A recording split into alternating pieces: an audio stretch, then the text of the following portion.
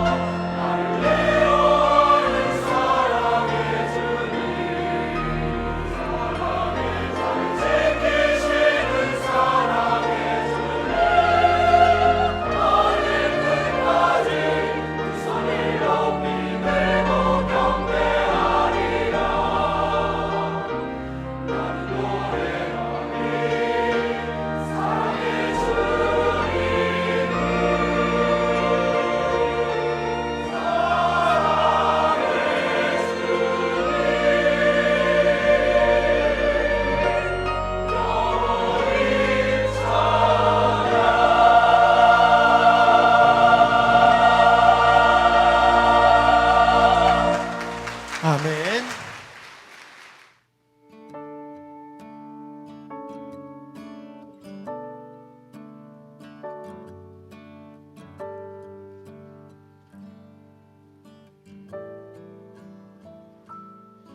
참 아름다운 곳이라 주님의 세계는 정말로 내가 나갔고 솔직할 수 있는 곳, 조금이라도 내라 말할 수 없는 이곳은 바로 주님의 세계라.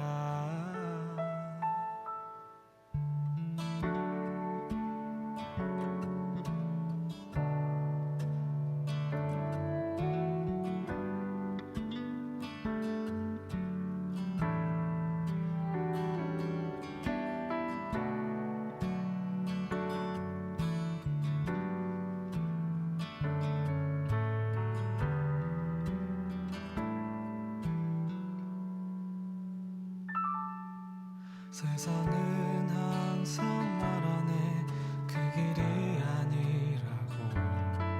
꼭 뜨거운 길이 있는데 왜 힘들게 사냐고.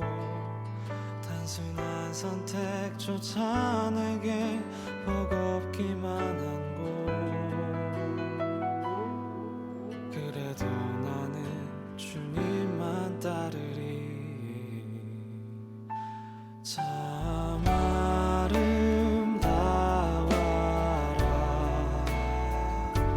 주님의 세계는 저 솔로몬의 옷보다 더 고운 백화.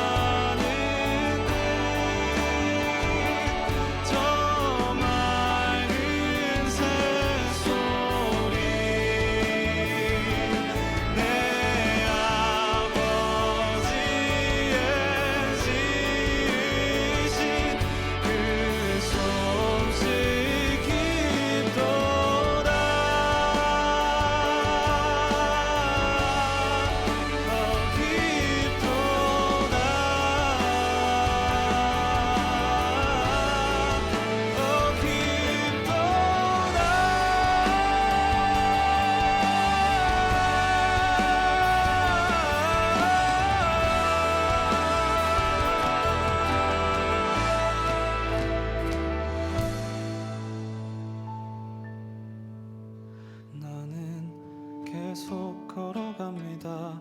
수없이 넘어져도 사람들의 방향과는 조금 다르다 해도 내가 가는 길이 주가 가르쳐준 길이니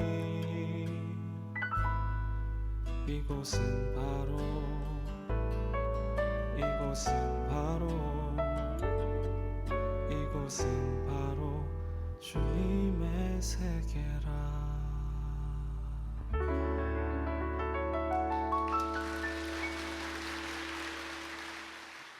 이번에 성지순례를 쭉 하는 여정 속에서 그리스에서 우리를 안내해 주는 가이드 김경자 권사님을 저는 이제 두 번째 만나게 되었고, 그분이 우리 이제 크리스찬들만 성지순례를 가이드하는 게 아니라 이분은 일반인들도 가이드를 하고 또 일반 다양한 사람들을 가이드하게 되는데, 기독교인이 아닌 일반 여행객들을 이렇게 가이드할 때 버스를 타서 제일 먼저 던지는 질문이 뭐냐면 이 질문이래요. 안녕하십니까, 저는 가이드 아무개입니다. 그런데 저는 크리스찬입니다. 교회를 다니는 크리스찬입니다. 그런데 혹시 이번에 오신 여행객들 중에 교회 다니는 분이 계신가요? 라고 손을 들어보라고 이렇게 요구를 하면 놀랍게도 아무도 안 된답니다. 아무도 안 들고, 그럼 천주교인 있으십니까? 그러면 손을 든대요.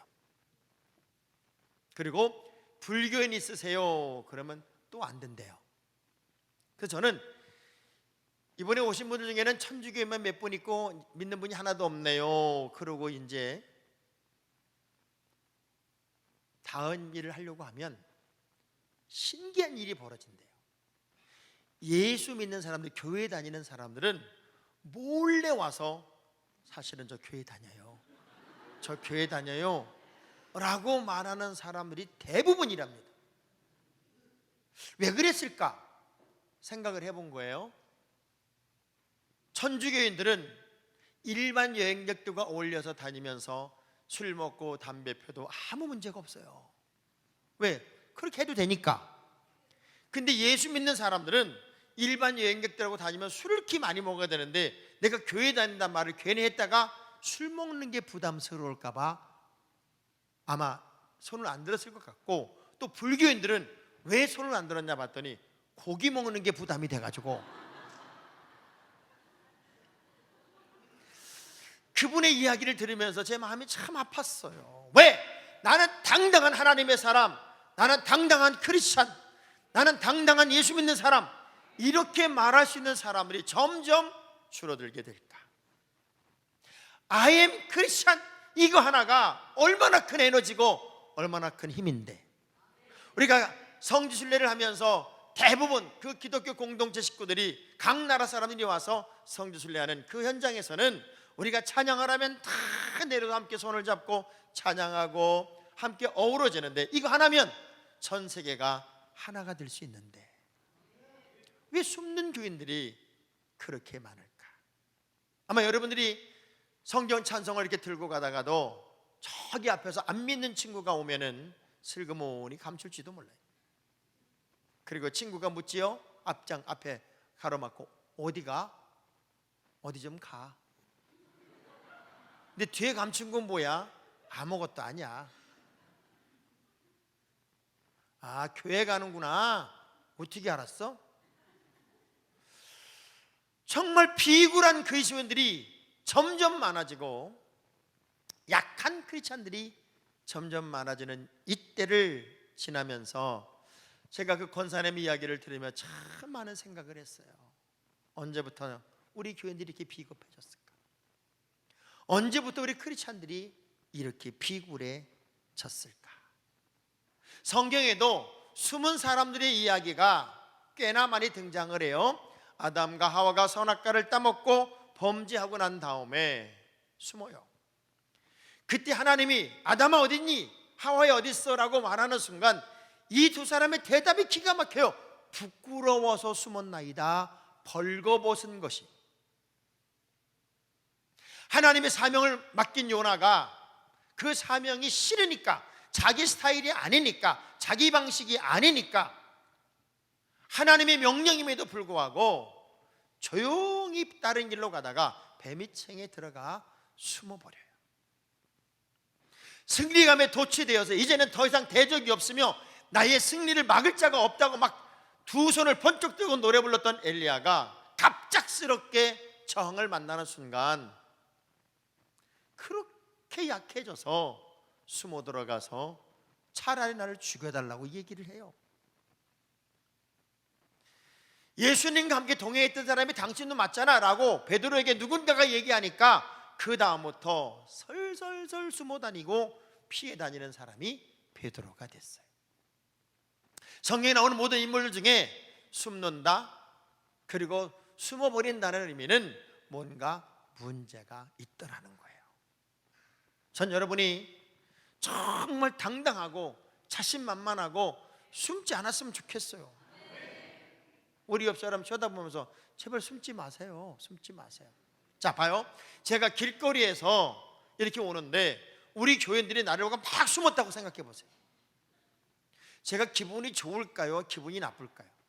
거꾸로 말하면 여러분이 길거리에서 저를 만났는데 아, 우리 목사님이야. 목사님! 이러고 저를 반기면 저는 기분이 좋을 거예요. 그런데 여러분이 저를 보는 순간 자기들끼리 그러면 야야 목사님 아씨. 그리고 숨어버리면 문제가 분명히 있는 거예요.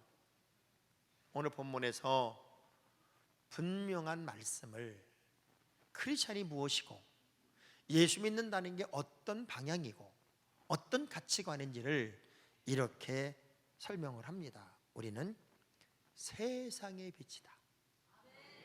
세상의 소금이다. 교회의 빛, 교회의 소금 수준이 아니라 이 세상이라는 거대한 환경 속에서 오히려 마시고 오히려 빛이다.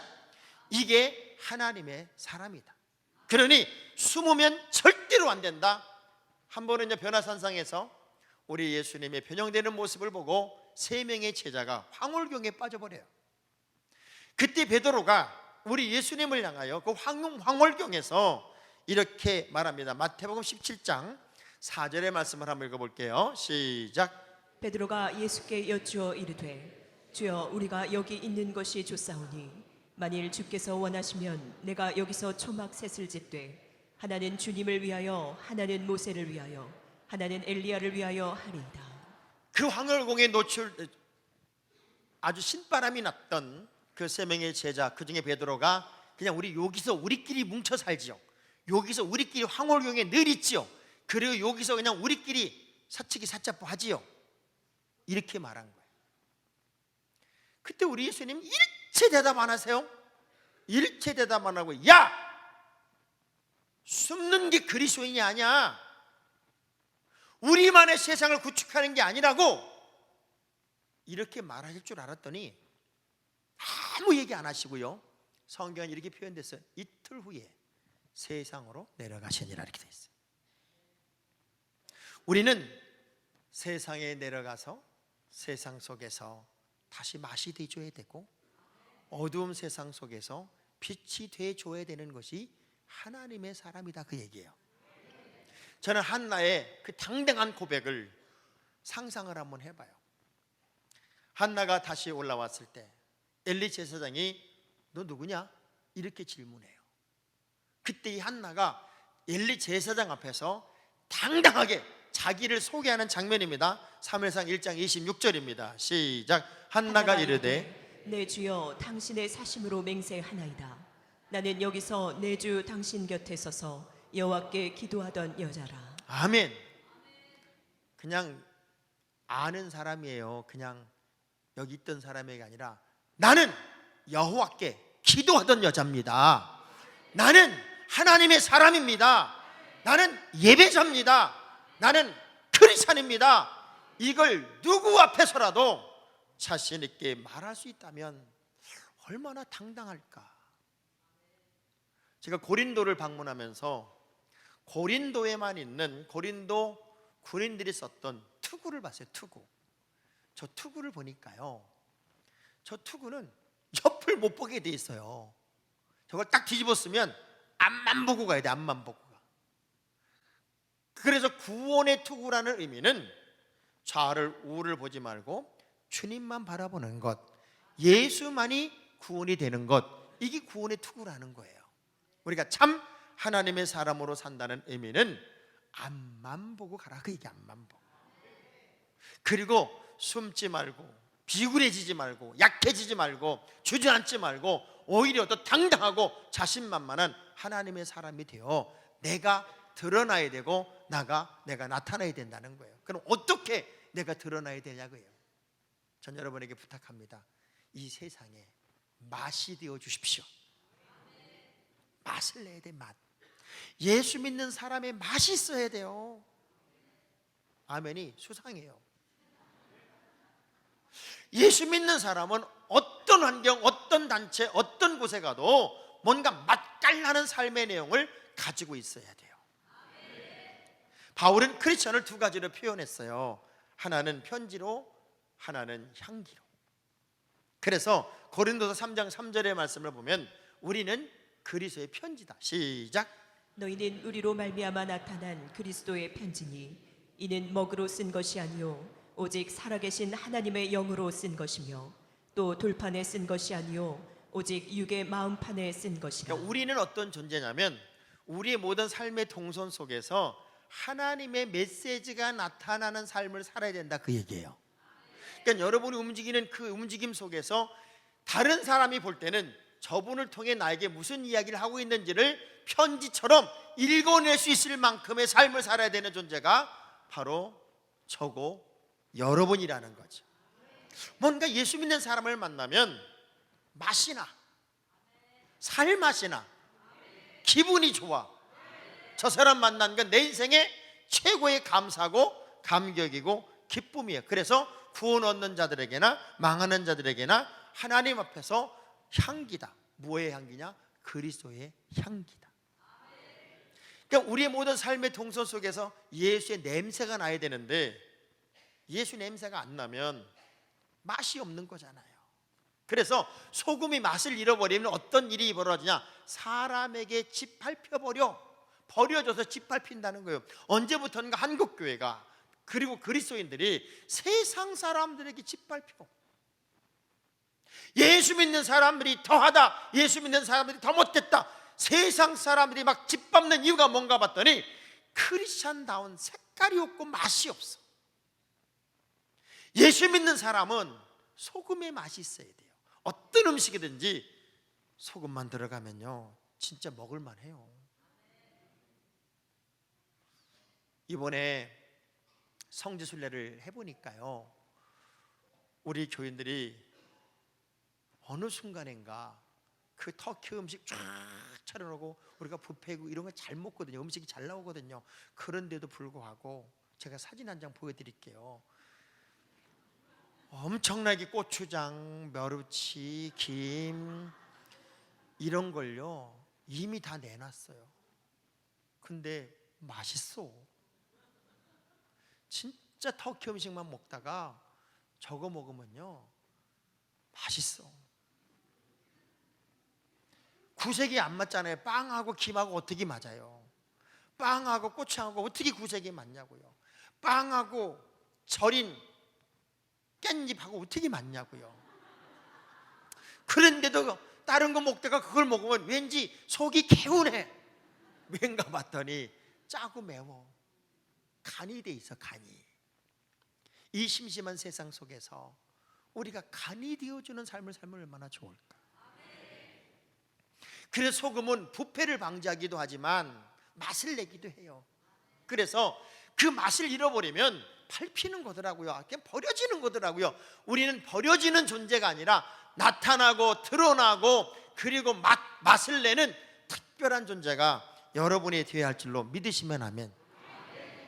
뭔가 예수 믿는 사람은 각각의 맛이 좀 있어야 되는데 별로 그런 게 없는 것 같아요. 좀 잘 살아보면 안 될까요? 멋지게 살아보면 안 될까요? 어떤 분이 병원에 가서 진단을 받았어요. 의사가 그럽니다. 6개월이 마지노선인 것 같습니다. 6개월 넘기는 게 쉽지 않을 것 같습니다.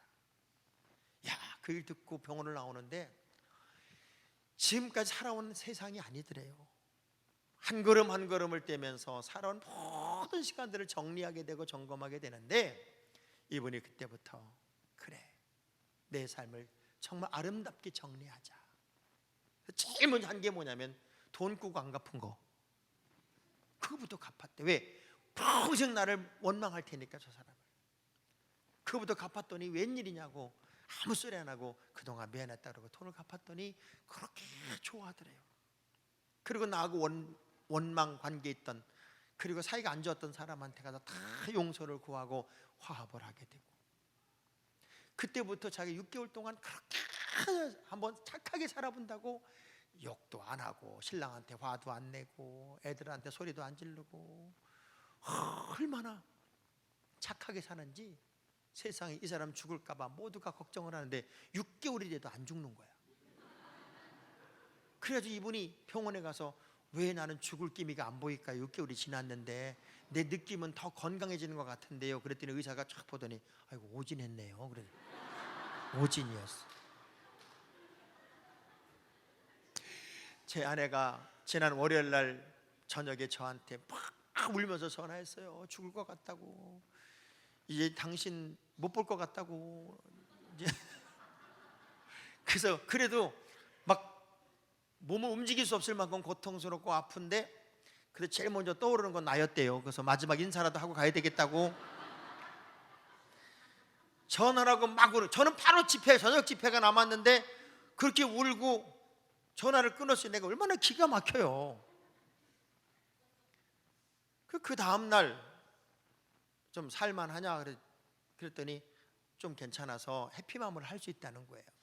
그래서 해피맘을 하고 났는데 그 뒤부터 내가 문자를 해도 답이 없어요. 그래서 좀 자나보다 그러고 저녁 늦게 집회 마치고 문자를 했더니 또 답이 없는 거예요. 그래서 잠들었나 보다라고 그 다음날 아침에 전화를 했더니 그렇게 나한테 공손하게 전화를 받아요. 심지어는 존댓말까지 하면서. 그래서 내가 느낌이 이상해서 병원이지 그랬더니 어떻게 알았냐는 거예요. 병원에 입원하면서도 저한테 얘기도 안 했고 집회하는데 방해가 된다고. 그리고 그렇게 입원하고 바로 2시간 있다가 수술을 한 거예요. 잠깐이라도 늦었으면 터졌고 그랬으면은 죽을 수 있었는데 그게 바로 성지순례 갔다 오고 이틀 만의 일이어서 성지순례 코스에서 그랬으면 저분은 죽었어요.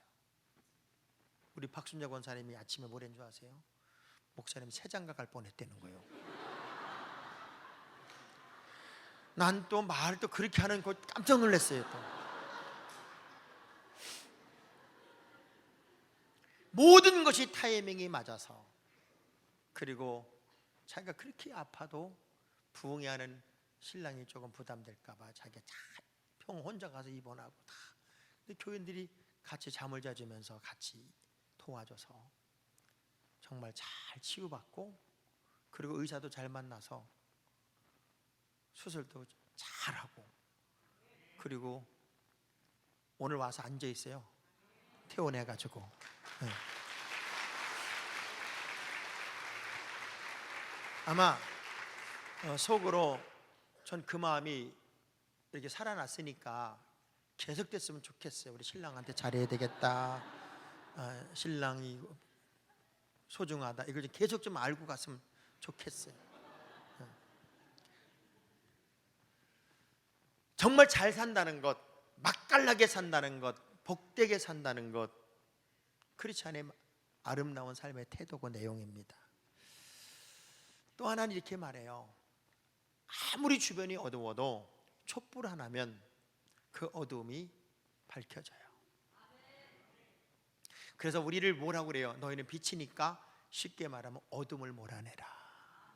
전 여러분 때문에 어둠이 다 사라지고, 그리고 깜깜함이 물러가는 빛된 삶이 여러분의 삶의 내용 속에 나타나기를 주의 이름으로 축복합니다. 여러분 그거 경험해 본 적 있잖아요. 정전돼서 정전돼서 금방 들어올 줄 알았더니 30분이 돼도 안 들어오고 1시간이 돼도 안 들어오면 그때부터 어떻게 돼요? 짜증이 나기 시작해요. 그래가지고 뭐 냉장고 다 상하겠네 뭐 막 난리가 나요.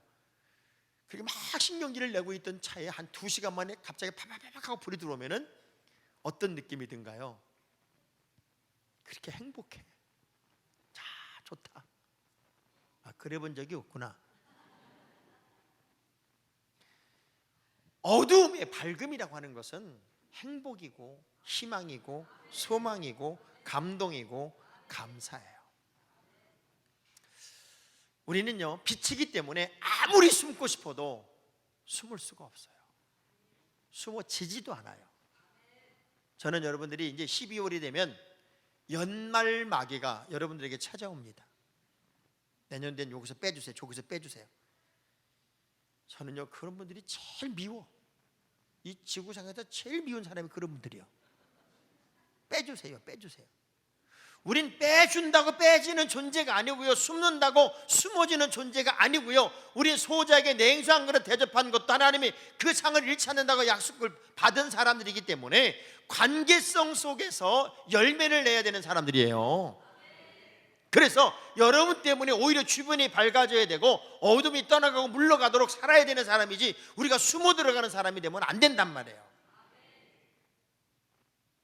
시편 143편 9절의 말씀을 보면 시편 기자가 이런 착각을 해요. 시작. 여호와여, 나를 내 원수들에게서 건지소서. 내가 주께 피하여 숨었나이다. 자, 숨었어요. 내가 주님께 피하여 숨는 것은 주님이 지켜주겠지요. 그런데 우리가 다른 곳에 숨었어요. 엉뚱한 곳에 숨었어요. 하나님을 피해 본다고 숨었어요. 숨어지는 게 아니에요. 정말 사람이 하나님 앞에 숨을 수 있을까? 시편 139편 7절에 10절까지의 정답이 있어요. 이건 여러분 크게 다 읽어야 돼. 시작. 내가 주의 영을 떠나 어디로 가며 주의 앞에서 어디로 피하리까? 내가 하늘에 올라갈지라도 거기 계시며 수월에 내 자리를 펼지라도 거기 계시니이다. 내가 새벽 날개를 치며 바다 끝에 가서 거주할지라도 거기서도 주의 손이 나를 인도하시며 주의 오른손이 나를 붙드시리이다. 아주 단순하게 표현하면 숨을 데 없다 그 얘기예요. 목사 속일 수 있고 여러분 신랑 각시 다 속이고 교인들 다 속일 수 있어도 하나님 속일 수 없다 그 얘기요. 하나님 앞에는 숨을 공간이 한 군데도 없어요. 저는 우리 아이들이 어릴 때 얼마나 멍청하냐면요, 장로 속에 숨어가지고 우리 들어가니까 우리 어디 깨 그러는 거야. 장로 속에 숨어서 우리 들어오는 소리를 듣고서는 우리 어디 깨 그러는 거예요. 그럼 내가 몰라요, 알아요? 알지만 걔들 자존심 챙겨주느라고 바깥에서 어딨지? 저기 있나? 여기 있나? 그러고 찾는 척 하다가 한 5분쯤 지난 다음에 문 열고 여기 있네? 그러고 찾는 척 하는 거예요. 하나님이 몰라서 내버려 두는 거 아니에요. 우리는 절대로 숨을 수 없는 빛입니다. 어떻게 어두운 세상 속에서 빛인 우리가 숨을 수 있다고 생각을 해요? 전 여러분이 어느 곳에 가든지 다 어두움을 밝히는 빛된 삶을 사는 주인공이 되기를 주의 이름으로 축복합니다. 어쩌면 오늘 우리 나라가, 시대가, 환경이 점점 어두워지는 때여서 우리 하나님이 여러분들을 통해서 정말 대한민국을 밝히는 발광체로 쓰시고 싶진 않으실까? 이 어두운 때에 오히려 더 희망을 이야기할 수 있는 하나님의 빛으로서의 삶을 살도록 여러분을 지금 강력하게 부르고 계시지는 않을까? 예수를 진짜 만난 사람은요, 숨는 사람이 아니더라고요. 남편이 5이나 있던 여자가 예수님을 만나요, 생수이신 주님을 만나요. 늘 숨어 댕기던 이 여자는 그 순간부터 동네를 뛰어다니면서 내가 만난 예수를 자랑하고 내가 만난 예수를 증거하는 당당한 하나님의 사람이 되더란 말이에요. 저는 그래서 다시 빛으로 돌아와야 돼요. 그 빛된 삶의 내용이 뭘까? 그리고 사람들 앞에 내가 드러나고 나타나는 방식이 뭘까? 오늘 결론은 그거예요. 그 빛의 삶이라는 건 너의 착한 행실을 사람들에게 보여서 그 너의 착한 행실 때문에 사람들이 너를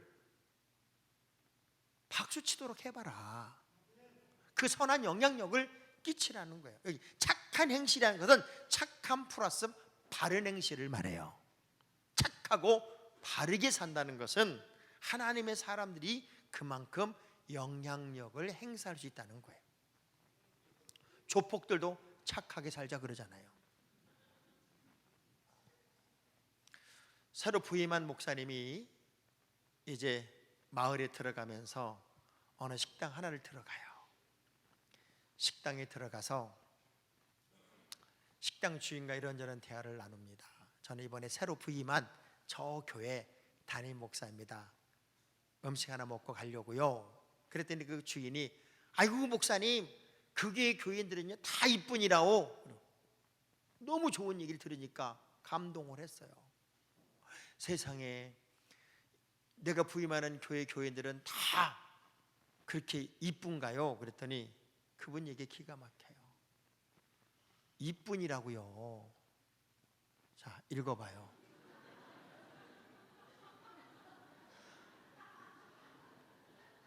여러분 이해했어요 지금? 다시 띄워줘봐. 다 사람들이 이뿐이라고 그 말하고 이뿐이라고 똑같잖아요. 쉽게 말하면 교인들이 말쟁이. 삶으로는 하나도 아름다운 삶의 내용이 없는데 전 교인이 입만 가지고 사는 교회가 그 교회입니다. 세상 사람이 바라보는 교회의 모습이 과연 지금 어떤 모습일까? 우리를 바라보는 세상 사람들이 어떤 모습으로 바라볼까? 정말 저는요 착하게 살았으면 좋겠어요. 선하게 살았으면 좋겠어요. 바르게 살았으면 좋겠어요. 근데 교회 다니면서 실망하는 분들이 있어요. 목사님, 진짜 저는요 교회 와서 저런 사람을 처음 봤어요. 어떻게 저렇게 못됐대요? 나 저 사람 때문에 실망해가지고요 나 교회 다니기 싫어요. 제발 그러지 마세요. 그 사람 그나마 교회 다녀서 그만한 거요. 그 사람이 많이 교회 안 다녔으면요 몇 사람 죽였을 사람이야. 교회 다니는데도 그 정도인데 많이 교회 안 다녔으면 어떡할 뻔했냐고. 그러니까 여러분 절대 사람한테 실망하지 마요. 우리 늘 이런 마음으로 살았으면 좋겠어요. 그래도 저 사람 예수 믿어줘서 감사하네. 저런 사람도 교회 나와줘서 감사하네. 야, 저런 사람도 예수 믿었으니까 저만 하니. 아니었으면 지금 감옥 갔을 텐데 교회 앉아 있는 거 보니까 감옥은 안 갔네. 우리를 다시 재창조할 때, 쉽게 말해 거듭난 하나님의 사람으로 구원의 백성으로 우리를 다시 만들었을 때 에베소 2장 10절의 말씀 보니까 다시 목적 있게 만들어서 목적 시작. 우리는 그가 만드신 바라 그리스도 예수 안에서 선한 일을 위하여 지으심을 받은 자니 이 일은 하나님이 전에 예비하사 우리로 그 가운데서 행하게 하려 하심이니라. 그래서 바나바를 소개할 때도 뭐라고 소개하냐면 바나바는 착한 사람이 이렇게 소개해요. 여러분 멍청하게 착하지 말고 바르고 착하다 그 얘기예요. 저는 제 별명이 학교 때부터 계속 제 별명이 착한 애였어요. 생긴 건 우락부락했어도 제가요 별명이 착한 애요. 그래서 초등학교나 중학교나 고등학교 시절에 장학봉을 아는 사람 그러면 그 사람이 이렇게 말합니다. 그 착한 애 이렇게 나와요. 왜 이렇게 비웃어요? 뭐 사실이요 사실. 착하고 바르게 산다는 것은 시간이 지나갈수록 다른 사람들에게는 선한 영향력을 끼치는 거예요. 그래서 너의 행실을 보고 사람들이 영향을 받도록 하라 그 얘기예요. 예수 믿는 사람들이 뭔가 좀 독특함이 있어야 돼요. 소금이 맛을 내듯 맛깔스러워야 되고 어두움에 밝음을 만들듯 환하게 만들어야 되고. 근데 교회 다니는 사람이 가도 더 우중충하면 안 된다는 거잖아요. 환한 모습을 보이고 더 중요한 것은 어떻게 저렇게 착할 수가 있을까? 어떻게 이렇게 바르게 살 수가 있을까? 들어봐시 암이 나오는데. 그래서 우리의 착한 행실을 어떻게 하라고 그랬느냐? 우리 갈라디아 6장 10절의 말씀 한번 볼게요. 시작. 그러므로 우리는 기회 있는 대로 모든 이에게 착한 일을 하되 더욱 믿음의 사람들끼리는 더 착해져야 된다. 그러니 고린도 교회가 파가 갈라져 싸웠으니 바울의 입장에서 얼마나 기가 막혔겠어요. 이렇게 가르치고 복음서에는 이렇게 말씀이 있어서 계속 설교를 했음에도 불구하고 그들의 삶의 내용이 따라가지 주지 못했을 때 얼마나 마음이 아팠을까. 말 한마디 행동 하나 생각하는 것, 이 모든 것이 상대방과의 관계에서 인정받는 삶을 사는 것은 복된 삶이라는 거죠. 우리 그 처음에 서두에 이야기했던 우리 김경자 권사님네 교회에 그리스의 교회에 나집 사람 분이 있었대요. 키가 아주 자그만 분인데 그 작은 분이 아주 너무나 독특해서 교인들이 다 알았대요. 이분은 바지를 입어도 여기까지 배꼽 여기까지, 키가 작은데 바지를 여기까지 탁 끌어 입고 걸음걸이도 독특해서 아주 사람들이 그 사람만 지나가면 깔깔거리고 웃고 그랬대요. 근데 결혼하고 9년 동안 아기를 못 낳아. 그래서 늘 아기 낳기를 기도하는데 담임 목사님 이분을 대표기도를 시킨 거예요. 근데 대표기도 한 번도 안 해봤고 뭐 예수 믿은 지 얼마 되지도 않은 그분이 보통 이제 대표기도를 시키면 써가지고 와서 읽으면 되는데 뭣도 모르고 그냥 와서 서가지고 하나님 감사합니다까지는 해놓고 그 다음부터 기도를 못하니까 거시기 계속 거시기만 하니까 담임 목사님이 이어서 기도를 해줬대요. 거시기가 이 사람 마음속에는 아들 좀 애 좀 주시고 애도 낳게 해주고 그건 이제 그 기도였는데 그걸 못하니까 저 거시기 하다가 그래서 그분 별명이 거시기 집사가 됐는데 그 후에 가족 찬양제가 벌어졌을 때 이 부부가 또 나와서 무슨 찬송을 불렀냐면 주님의 뜻을 이루소서 이걸 부른 거예요. 그러니까 거시기하고 주님의 뜻을 이루소서를 연결해 보니까 애기 달라는 거였어. 근데 그렇게 사람들 앞에서 재밌고 착하게 살았는데 세상에 거시기 기도 끝나고 주님의 뜻을 이루소서 찬송한 그 직후에 애가 들어서 가지고 아기를 낳는데 세상에 얼마나 잘생긴 애를 낳는지 지금은 걔가 커가지고 키가 1m 80이 넘고 대학교를 졸업했대요. 그러니까 여러분도 정말 기도 제목이 너무 큰데 말하기 어려우면 거시기 하다가 주님의 뜻을 이루소서를 하시면 하나님은 다 아셔서 착하게만 살면, 이 땅을 바르게 살면 하늘이 열리는 거니까 하나님이 여시는 은혜가 분명히 있을 것 같아요. 우리의 아름다운 행실은 언제나 영향력입니다. 우리 형님 교회에 김영균 장로님이라는 분이 계셨어요. 그분이 54살에 폐암으로 돌아가세요. 마지막 숨이 넘어가기 직전에 고등학교 3학년 딸, 대학교 1학년 아들이 아버지 품에서 그렇게 울어요. 죽지 말라고, 아빠 안 죽으면 안 되냐고. 그 마지막 순간에 숨이 넘어가던 아버지가 있는 힘을 다해 손을 들어요. 그리고 이 아버지가 V자를 그려요. 그리고 장로님 마지막 말이 뭔 줄 아세요? 아들아, 딸아, 우리 천국에서 만나자. 천국에서 만나.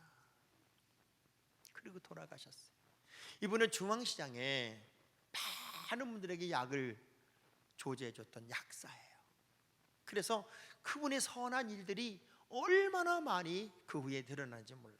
전교인 앞에서 발인 예배를 해요. 교인들도 받은 사랑이 너무 크니까 그분의 일상의 이야기를 영상으로 만들어 띄워주고, 그리고 전교인이 모여서 발인 예배를 드리는데 아들이 영정사진을 들고 앞으로 쭉 들어올 때,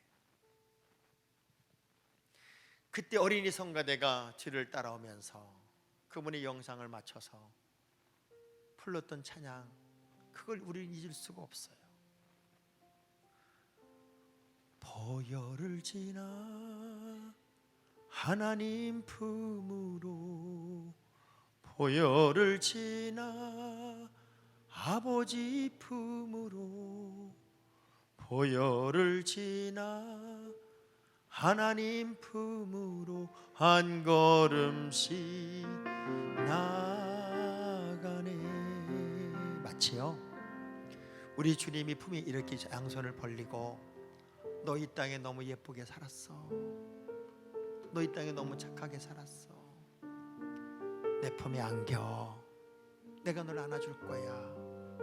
그런 느낌처럼 우린 그 발인 예배에 그분의 일상의 모든 삶을 보고, 야, 저렇게 살다 우리가 이 세상 떠나야 되는데, 모든 사람이 눈물을 흘릴 수 있는 삶을 살다가 이 세상을 끝내야 되는데, 우리 주님이 자신 있게 나를 안아줄 수 있는 그 삶을 살아야 되는데 얼마나 많은 눈물이 있었는지 몰라요. 우리는 교회 수준이 아니라 이 세상이란 큰 덩어리 속에서 맛을 유지하고 있어야 할, 버려져 밟히는 인생이 아니라 맛을 내는 소금이 돼야 되고, 그렇게 드러나고 나타나야 되는 것이고, 이 어둡고 깜깜한 세상 속에서 오히려 밝음을 보여줄 수 있는 빛으로 드러나고 나타나야 되는 존재이고, 더 아름답고 복된 행실 하나, 말 하나, 행동 하나로 사람들 속에서 영향력을 끼쳐서 그 사람들에게 선한 기쁨을 줘야 되는, 그래서 그들로 하여금 하나님을 알게 하는 참 믿음의 길을 걸어가야 하는 그 사람이 되어서, 언젠가 우리가 주님 앞에 섰을 때 양손을 벌리고 우리는 보혈을 지나 주님의 품으로 들어가는 멋진 삶의 주인공이 바로 저고 여러분이 되어야 되지 않을까.